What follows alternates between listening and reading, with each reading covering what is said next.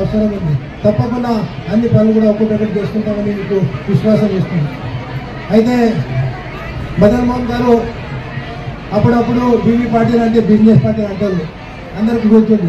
నేను ఇప్పుడు చెప్పాలనుకుంటున్నా, నేను బిజినెస్ పార్టీ అనుకుంటా లేనా నీవైతే కార్పొరేట్ ఎమ్మెల్యే అనుకుంటున్నా అందరు. ఇక ఎన్ఆర్ఐ చెప్పి ఎమ్మెల్యే అయినారు ఈ బిజినెస్. తప్పకుండా నాకు బిజినెస్ ఉంది. 2014 నుండి నా బిజినెస్ అంటే ప్రజల సేవలు చేయాలి, ఎల్లారెడ్డి డెవలప్మెంట్ చేయాలి, తెలంగాణ డెవలప్మెంట్ చేయాలి, ఇది నా బిజినెస్ ఉంది. ఈ బిజినెస్ తప్పకుండా చేసుకుంటే అది కూడా చెప్తున్నాను.